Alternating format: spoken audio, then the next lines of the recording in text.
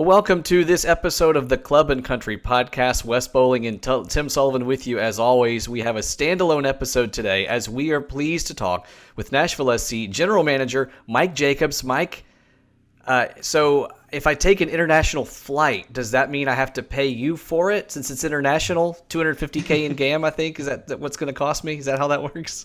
Wish we give you the friends and family discount, for $245K. Take care of your flight for you. Perfect. Well, we want to talk all things off season with you and also look back on 2021 and what it meant for you. You were the first guest ever on this podcast, so only fitting that we'd have you on to recap what was a special season for Nashville SC. But let's start with the most recent news. Here in the past week and a half, Nashville was the busiest team in last Sunday's half-day trade window. How do the trades you made, those 4 international slots for the 100K, for $1 million in GAM, plus getting Teal Bunbury, getting Ethan Zubak, how do those trades prepare you now for the rest of the offseason? One of our keys when we start working towards the 22 season, like the next season that year, is to try to, lack of better terms, maybe kind of like weaponize our roster, to put ourselves in a situation where at some point, Gary's going to come to us and say, I need X. And when that time comes, we're ready to bounce from the standpoint of having roster spots, allocation money, depending where they come from, international spots. So I think we feel pretty good about the fact that we've put our roster in the best position to succeed, not only to be competitive this past season, but to give us now the opportunity to attack what comes next. Yeah, I think a lot of fans understand, they made this trade with whichever team, whether that's with Charlotte FC a couple times or any of the other clubs that you've dealt with over the time. But I guess mechanically, how do you kind of come to these deals with opposing GMs? You just send them a text and say, hey, I've got this international slot if you have any interest in it. How does that happen in terms of the communication and to get to the point of actually making a trade? I think it's funny about Sunday with the half-day window open. A number of people either reached out to me, friends who I saw, who would say, oh, you've had a busy day today. And I was referenced. That those transactions happened, a month or 2 months ago. It's just, the window opened that day. So I think there certainly could be deals that happen that day. I would say if teams are trying to acquire players during the window, that they probably are late or probably didn't do their due diligence prior. So, for us, when you look at maybe what our goals were, even though maybe we did some of these transactions a month or 2 ago, this plan was, probably almost a year in the making as far as, how far ahead we were looking at what assets we have in our roster, as far as maybe, what our strengths were, what areas we might need to try to freshen up, looking at maybe roles that might have players coming in or need to bring in versus players who are leaving. And, I think for us, it helped kind of create a North Star for not only what kind of players we were looking for, but, how to accomplish acquiring them. And, the idea about international spots and as people looking at, externally looking in at the idea of, purchasing or acquiring international spots, the idea of allocation money, every sport's different as far as what assets are most valued. And, whether it's the NFL or the NBA, you think about the acquiring draft picks in those sports, our sport, allocation money is everything. So it's not that we don't value international spots as much as the fact that maybe we don't spend as much in the transfer market, which regardless of what the Players Association produces as far as wages, really, transfers is where money is spent on clubs' budgets. For us, we have to be creative and find ways to maximize our roster. And, if we don't spend at the level of the highest spenders in our league, being able to acquire more allocation money to either acquire players within the league, almost like domestic transfers or trades, or looking at the roster we currently have. And, the allocation money allows you to do, it allows you to stretch out your cap because, it's the cap that every team has, which is the exact same, plus it's your DP spend, plus it's your allocation money you have, so for us, being able to acquire more allocation money allows us the opportunity to, one, fit in higher wages for the current players we have. And one of our goals was to, once we spent these last 2 years identifying and, developing this key core we have that was a touch away from an Eastern Conference final, then it was trying to solidify and keep those guys. So, once we knew we had to do that, then it's, how do we make sure we had the resources to allow us to do that? And that's what, having the kind of allocation money we've acquired allowed us to do. And when you do have that, and obviously you used a little bit of that allocation money, for example, to acquire Teal, how does that conversation go with him or with his representation? Do you say, hey, I've talked to Bruce Arena, we're going to make a trade for you, or how does that kind of conversation go with a player when you acquire them, or with the players currently on your roster? As you mentioned, you extended a few guys this offseason already. How do those conversations come about? Well, when you're acquiring players, I mean, they're the property of another club, right? So the conversations take place between the stakeholders of the two clubs. So, from our standpoint, I had spoken to Bruce Arena, who's both coach and general manager in New England, multiple occasions long before our trade was executed. I was able to talk to Teal. From the standpoint of the player, part of going into it is having a level of understanding, in most cases from the other team's general manager, the player be open to a move, be willing to come to our market.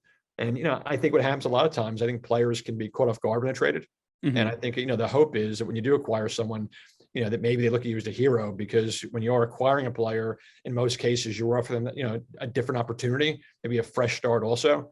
So I think from that standpoint, Teal obviously was a huge piece of what happened in New England and in their attacking arsenal.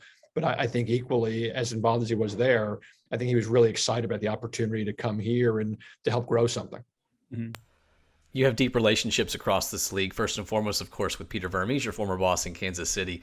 Is there a GM, technical director, that you enjoy working with the most? Any funny stories about some of the interactions that you can share, of course, with those guys as you're hammering out some of these deals? What's interesting, and I think it's probably every league too, like in every sport in our country, where you have, leagues with caps and you have general managers. In our sport, call them CSOs, chief soccer officers, essentially each team's general manager. Other than a day we play each other, like we all have to kind of work together. And I would tell you, I'm not most surprised, what maybe is most unique when you hear from general managers or CSOs who come from outside of our country. One of the first things they talk about is that surprised how collegial like the group is, how people are comfortable working together, comfortable sharing information. The reality is, I think it's not like that in most parts of the world. And, I don't know that there's anybody that I would say that I don't get along with, to the point, that I would do a deal with them. I mean, look, ironically, the one Clay mentioned is probably the hardest one for me to do business with, so I mean, like in some ways, because I think the expectation is when you have someone that you work with who knows you really well, that they're expecting you to try to take advantage of that, or to, they might know some of the things that are important to you. Come the super draft, Sporting Kansas City's CSO is always quick to remind me that it's not the NBA draft. People don't look at it the same way. The assets aren't the same, so maybe that could hurt you sometimes also as well. So. Sure. So let's talk about those acquisitions that we know of now, Teal Bunbury and Ethan Zubak. How do each of them fit into the club? And what's the ceiling you believe each of those players can provide this group next year? So when I start with Teal first, he's more established in the league by what he'd done. Not only his collegiate career, obviously he was an outstanding player at Akron, but then what he had done with then the Kansas City Wizards and Sporting Kansas City, and then on to New England. Teal provides, from a tactical standpoint, he has the ability to play all the front three roles, depending on how we play. And obviously we've shown a lot of like tactical flexibility. I think that's really important for us. I think good teams do that. And I think in some capacity, whether it's a front three or a front four, as far as how Gary utilizes that, Teal can play a variety of roles for us. We look for guys who are versatile and flexible from the standpoint they can play multiple roles in multiple shapes, and he does that. Throughout his career, Teal's been somebody who can both create chances and finish chances, which is really important. So I think when you look at maybe some of the attacking players who are not returning, when you look at the idea of us not opting to purchase Yonder Cadiz, when you look at maybe it's someone like Abu Danladi, who's a free agent, having somebody who can play multiple roles up front maybe helps replace some of what we had from those guys. And I think from us, our hope is that not only can we replace things that we consciously chose to step away from, but maybe find pieces that are more compatible and make us better. The hope is, we were really proud of what happened this past season, but the hope for us is to keep trying to grow what we're doing with expectation of competing for an MLS Cup. And, having someone like Teal tactically helps us, but also as a person, I think you saw someone like CJ last year. I think you saw in year one, the focus we placed on bringing in like good citizens good guys who can help not only fit in the locker room, but also guys understand the rigors of playing in our league is really important. And I think, Teal fits, whether it's guys like CJ, whether it's guys like Dax or Annabelle, I think he's another guy who's like a really good citizen, makes our group better. So as you add those pieces then, guys that are going to contribute on and off the pitch, would love to look back a little bit at 2021 and then forward at what things can look like this coming year. When we spoke before the season, you drew a firm line between the club's aspiration, MLS Cup, as is every club's ultimate aspiration, and objectives, those specific benchmarks along the way that marked the team's progress and marked them in year 2 for you. Now that the season's over, can you shed any more light as to what some of those specific benchmarks were? And then what is the process of taking what the club did, and probably exceeded most of those benchmarks, I would guess, in year 2, and setting those objectives then for year 3? Sure. So, we come up with goals and objectives for our club. And then within each of our departments, we try to work with each of the department heads with their specific goals and objectives to try to find out how they can help us to achieve our overall club goals. I always say we have 8 departments, with one of them being like the first team coaching staff.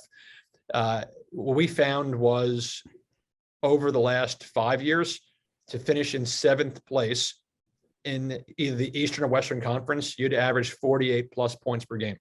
That ended up proving prophetic when you see what happened this last year, where the 7th place team in the East and West were able to do. We started our year with the goal of trying to achieve 48 plus points.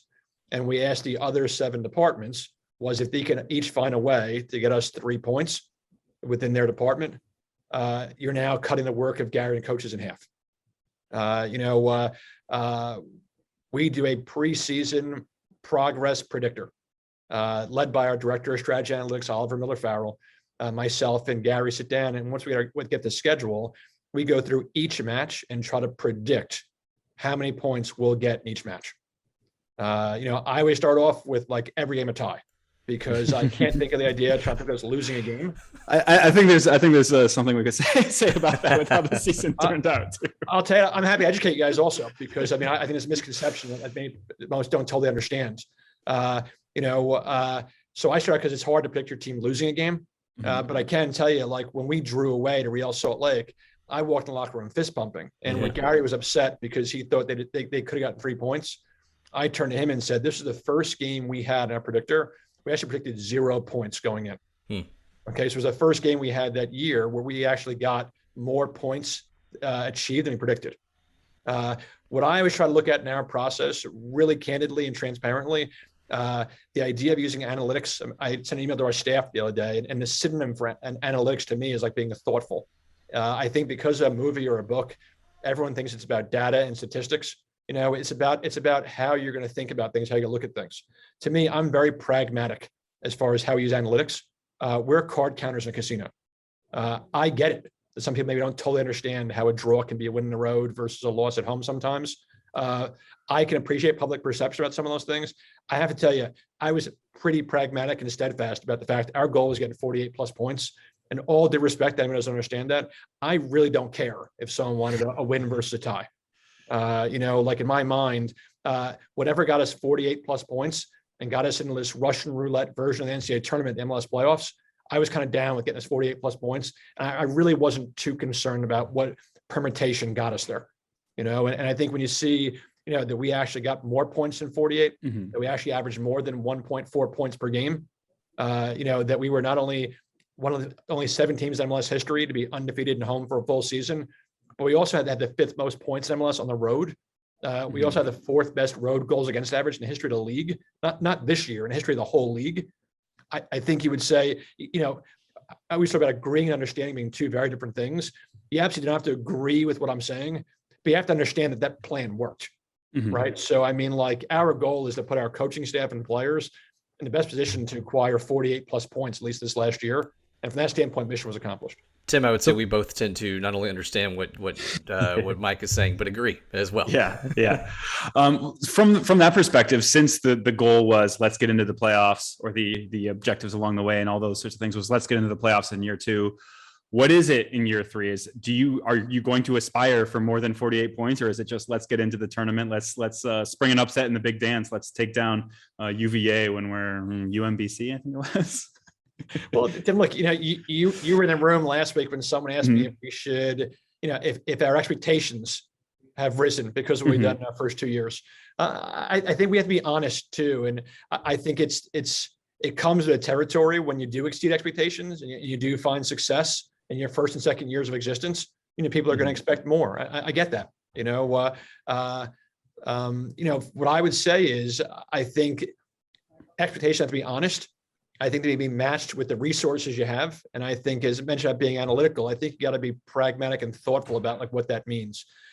With us moving to Western Conference next year, at season end, we would have traveled more distance than any team in MLS history. Fact.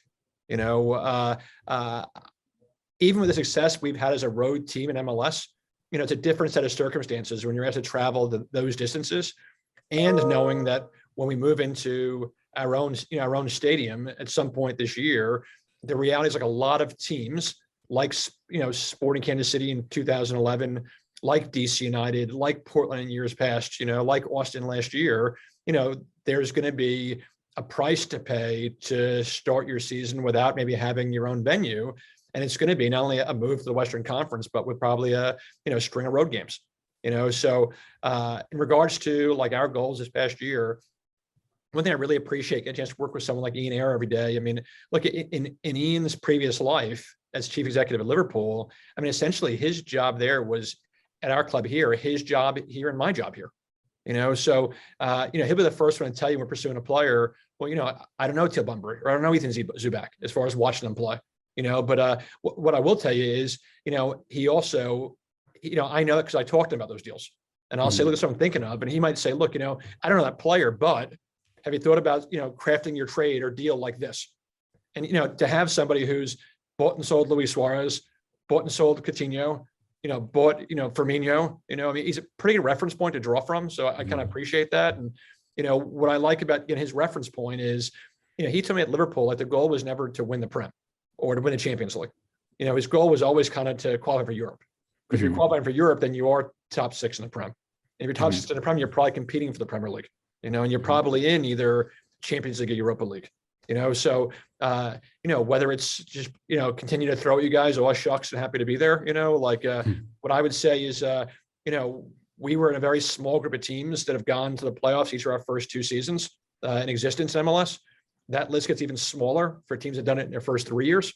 I think knowing the opportunity of having to start out on the road and with the amount of travel we'll have to do being in a Western Conference, I think if we can put ourselves in a position to then be in that one-off Russian roulette NCAA basketball tournament, look, you guys saw it, it's not, I know it sounds like coach speak and cliche, but I mean, when you get in these one-off games where you could lose in penalties, or you can lose with players out with COVID, or you can lose with a referee missing a handball in the box in the 61st minute, or you can, you can have bad weather, those things happen, but so to me, I kind of feel like if we can keep putting ourselves in position to get into the big dance, take our shot at those guys, I think, then it's game on. You mentioned Ian there, and I don't believe, I would have to go back and double check, I don't believe he spent TAM to acquire Bobby Firmino. Did you have to give him a crash course in some of the ways that the money can and can't be moved around in this league? Because we hear so much about how important experience, or at least knowledge of the rules, is for building a great team. It's amazing how challenging the mechanisms are for our league. It's, every league and every sport has their own challenges. For sure, MLS is the most challenging soccer or football league in the world to put a roster together for.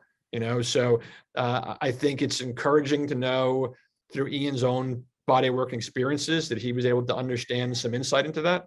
But I'm sure from his standpoint, I'm sure it changes all the time.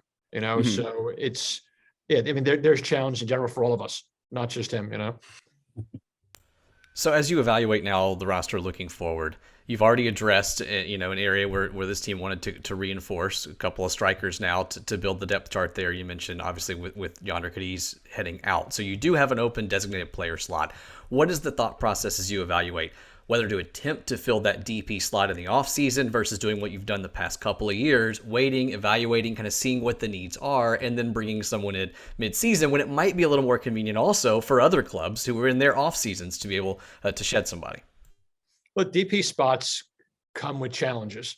And, the obvious ones are you can only have 3. The reality is, I think 60% of our teams in our league have 3 DPs. So not everyone has 3 DPs.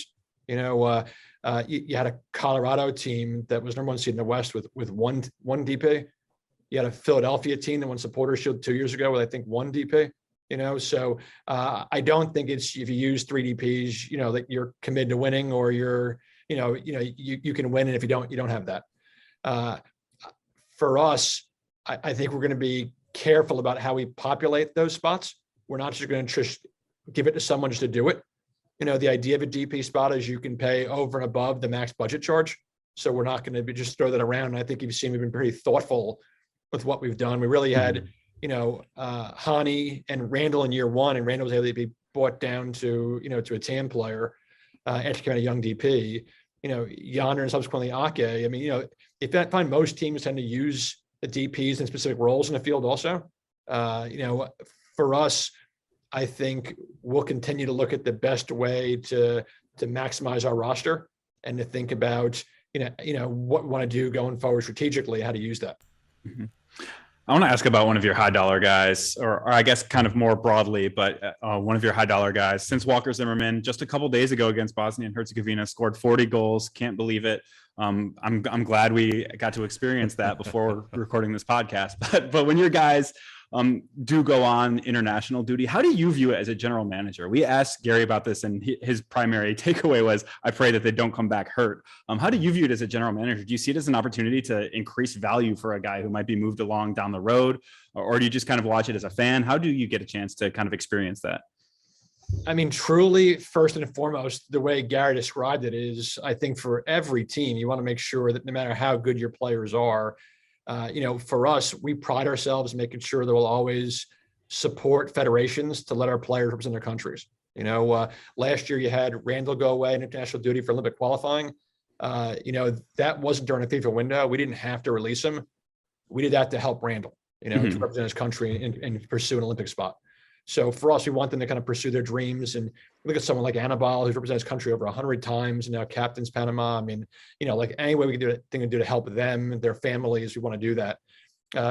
Truth be told, I think anyone who says their primary focus is not that these assets go away and come back healthy, they're lying to me. I mean, we were not helped this summer, with Walker coming back with injury, Anibal come back with injury.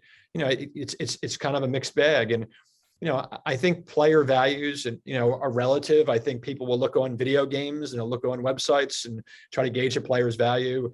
Every club's different what they look for. I mean, the reality is most players' values are going to come at the highest when they're youngest.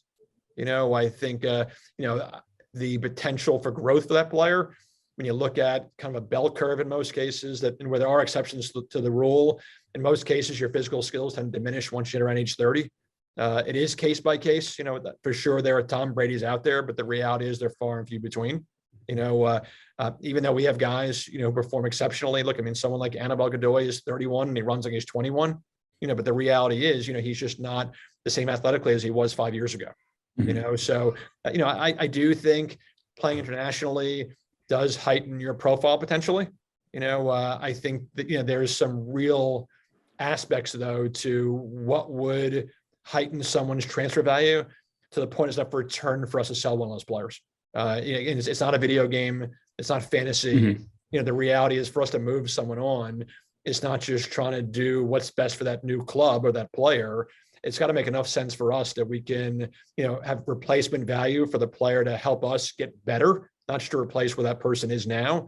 And, for the investment of our owner to make sure there's enough money comes back in return. You haven't yet made any big player sales. Is that something that you see as a future of this club? If you do have the right sort of value that you can get your replacement, that you can maybe make some profit in that regard, do you see this club being one that is willing to move on players overseas if that's what the player wants and if the values are right? Because the future of our club, as the future of every club in our league, Someone referred to MLS like a selling league. I think in most cases, every league, if you're good, is a selling league. I mean, there are very few leagues in the world. The Premier League is Serie A, where you have the top domestic players stay. In most cases, your resale value is probably highest abroad.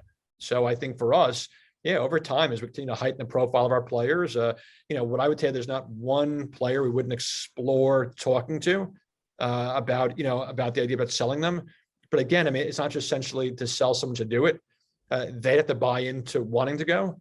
But again, it's a primary principle that it has to be worthwhile for us also. We wouldn't simply just give someone away. Just a couple of questions to close out, Mike, and thank you again for spending time with us today. I want to first ask you a question, I think, because we get a lot of comments and questions about, why'd they do this, why'd they do that, as any fan base is going to have. What is it that maybe is the biggest misconception about your job, something you want our listeners to understand about the day in, day out of what you are doing either in season or in the off season to build and maintain this club? I don't know. It's an interesting question, mentioned about the half day window and us being busy on Sunday. Every club's different, so I can't tell you how other teams run their organizations. For us, we try to be really proactive in our thought process. And I mean, this time of the year, we've been preparing the last 18 months for it. So where we are on our roster, maybe we're farther along than some because, we've been proactive in looking at when the players' contracts run out. When do we need to renegotiate with current players? What players might be coming out of contract at a certain time of year that maybe, they might be easier to acquire than others. So, like it was asked earlier about when is there a time to kind of catch up or the off season? I mean, in some ways it gets easier once the season starts because our guys are here. But, all that is just turn the page to the next year. So, I mean, it's always there's always a player we're chasing. Once, we solidify roster spots in 22, we're moving along in plans 23 that don't start now. They started like 6 months ago. Mm-hmm. Yeah. So, I mean, I think for us, it's trying to get ahead. And I think maybe people don't totally understand is, the decisions or moves being made now, those wheels were in motion several months prior. We'll close with one more question to ask you to look back a little bit. You mentioned a great story about walking in, fist bumping in the RSL locker room in a moment that many fans might have seen as, a gritty draw and you see as, a victory of sorts, overcoming the expectation. So I'll ask you then to take us back into kind of your private world and how you're watching these matches and tell us the low point for you this season personally, besides perhaps the end of the Philly match, and then the high point for you that those of us may have not seen on the scoreboard necessarily, but that was a highlight for you personally. Wes, I got asked a couple of times when I first left coaching and went into what I'm doing now, the difference between coaching maybe being a front office executive. And what I would say is I think the biggest difference is on match day. The analogy I use for what it's like to watch a game is it's like being on a roller coaster.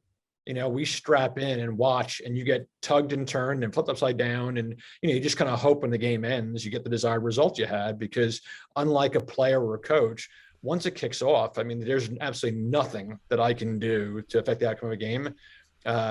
If anyone thought there was an earpiece that I had to Gary during a game, it doesn't exist.